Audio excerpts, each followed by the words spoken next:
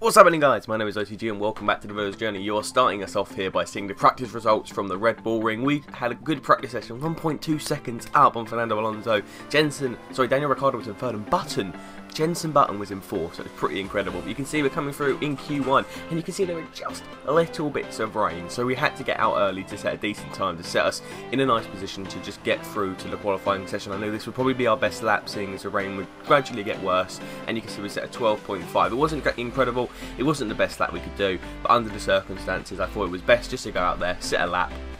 I didn't go too over the top, too aggressive. I just did a time that I thought was competitive, and it genuinely was. So P5 on Legendary AI isn't too bad. And now we're in the intermediate conditions, so it's going to be a struggle to qualify pole against some of these drivers. I mean, even getting a good qualifying session, you know, top 10, normally in a rain I would finish 10th. Like, I remember Spain, I always finished 10th, but you can see we're 10th at the moment, so we're coming across the line. We make a slight improvement of 15.7. It puts us 3 tenths off of Lewis Hamilton down in P4. So yeah, we have to be really careful, because with traction control these drivers are going to have a bit of advantage, but luckily this track isn't traction control based. Obviously it's very fast paced, and if you can, it's just about good acceleration out of corners. Obviously that will be important for traction, of course, but there's no like slow corners where traction control can really give you a boost. You know, there's no real slow corners apart from maybe turn 2, I'd say. Turn 1 is a fast paced corner, and if I can just take that corner nicely, then I can easily beat the rest of the drivers. But we're in Q3, it says we need to come in for a pits. We're taking it very carefully, because I just wanted to set the time. And, you know, it's very wet out there, and it's very slippery, and we set a 17.2, which isn't a good time at all. You know, it's getting a lot worse. We were setting 15s in Q2, so it's not getting any better here, and here in Austria, but somehow that is good enough to get us on pole. I sat in the garage and I noticed everyone was struggling, and that puts us 700ths up from Vettel, and I think it was 6 tenths to maybe Felipe Massa. So really strange qualifying session. I don't think it really was ever going to turn out like that way. We got I think we've got about 69% of a chance of having really interesting conditions in wet. But guys, I just noticed there Parc Fermé was off. For some reason it was off. I don't know what I'd done. I don't know whether I was changing something for some form of, you know, other thing or something like that, but for some reason it's off. Just so you know, this is a one-off accident. It was only off for this one time, and to be honest with you, I put on the old scrap tyres as well, just to make it more realistic. So I put in my Q, well, it didn't need to anyway.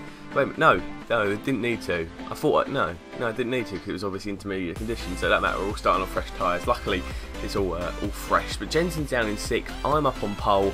A great qualifying session. Finally looking like we could have a great pace. And could we possibly go into this race and get an amazing 1-2? That would be incredible. But could we get our 2nd win in a row? We get a very late start. We get late on the power, and that gives Sebastian Vettel and Felipe Massa a chance. Massa's just coming up on our left-hand side. Bottas going the other side. I think we make contact with Vettel, but we get off to a fantastic start, and the others are just slow into turn 1, and we're off. We're just going up the hill, and we just seemingly have got so much time and so much traction up this hill. Is it a hill? Up this incline. There we go, up the incline. 1.5 seconds gain just on that straight. Something's going on. I don't know whether they're on wet strategy still. I don't know whether that happens with the air, whether they have a mixed or wet. I think they might be on a wet strategy. I don't know why, which I think would be a little bit strange, just to have them on a wet strategy and not put them on dries, which maybe put them on adaptable. Because I looked at qualifying and I thought, okay, I'm going to take a risk and hope that maybe, you know, I can trade maybe a dry, but you can always change the first front wing, which I did for qualifying, put it up to, I think it was 4 or 5, just to give me a little bit more downforce because of the track being a little bit difficult. But we're coming through lap 9. You can see Perez is down in 2nd, Rosberg is in P3. We're coming through into the pit lane now. I think we're going to get a cheeky corner cut. We do indeed. You have to be very careful there, because, you know, we're going to have to be careful to get through and not make any mistakes now. 21 seconds to Perez. We're coming into the pit lane. I think we've got enough breathing room. You can see on the mini-map there's so many cars, and Jenson Button having an absolute shocker. Look how far off the pack he is. I don't think he'll be scoring points today. A 3.842 on to another fresh set of option tyres. We're going to stick to the strategy as it comes up. So, you know, as we're coming out of the pits, they're just coming into it. And Sergio Perez having a fantastic run so far up in P2. I hope he has a great race and picks up maybe a win. But we're going to I think we're going to move up into rich fuel mixture in a minute. But 21.7 to Sergio Perez, and Nico Rosberg 1.8 seconds behind him as they entered the pit stop. So a really good run from Checo at the moment. You can see now on lap 18, 9 laps after we pitted, which of course, the optimum time. You can see it is intermediate conditions. We've gained another 13 seconds to Fernando Alonso, and that's when he switched as well with Checo Perez. But as you can see, I'm coming round and I'm like, no, I'm not going to pit yet. This would be the optimal time. We've done 9 laps on options on the first stint, 9 laps on the second stint. But I'm looking at it and I'm like, okay, we're going to have to keep it going. And I actually go another 2 laps to lap 20. Yes, look how dangerous it is. But actually, we've gained a lot of time on Hamilton through that. And we're going to put on a set of intermediate tyres now because it is intermediate weather conditions. And I didn't think it was necessary, you know, just to waste the opportunity and just go on early intermediates and risk the tyres and risk the strategy. We had enough time and enough of a gap to the cars behind. I felt, you know, I could make the tyres last a little bit, and by the end of it, it was so slippery, I think we was all in the same boat. So we put on a fresh set of intermediate tyres. Look at the amount of cars entering the pits now. We're going to come out into some reasonably clean air. Obviously there'll be a few back markers, but there's nobody behind us who's on track at the moment. They're all in the pit lane, so you know, it's going to be a really interesting thing. 51 seconds to Lewis Hamilton. What an incredible incline, but trust me, Lewis Hamilton will slowly, from now to the end of the race, be just crawling it in. He was just bringing in like little things, and then he just constantly, he said to like 5 temps, 7 temps, 8 temps, and then it became a seconds, and look, it's a 27-second gap already, so that's only a few laps later. We're already onto the wet tyres, which is really, really strange. I was like, why don't I tell you? Look at the textures on the tyres, they were already wet before when they were put on. Now, I don't understand that. Why was it the whole tyre completely drenched? I can understand if maybe a little patch was because they were holding them out, but why would they be instantly drenched with water? That just doesn't make sense. Coming out of the pit lane, we do get a little clip onto the barrier. We come up the incline, 24 seconds now to Lewis Hamilton. He is just gaining.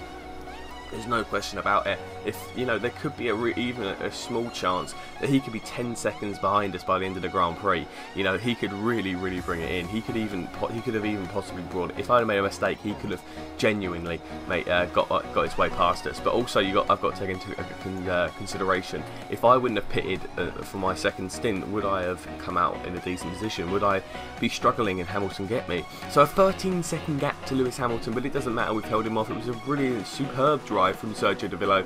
No real highlights, just the pit stops and all of that. I'm sorry to say there was no like overtakes apart from turn 1, but it was a really good race for Sergio. It was what we needed to get some decent points on the board.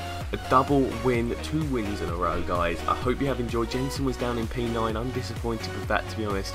You know, that's not what I wanted. You know, I really wanted Jenson to have a bit more of a, you know, just a better race from a good quality position in 6th. I was hoping maybe he could get a podium. You know, I've seen both of us on the podium, but Lewis Hamilton started P7, he got P2.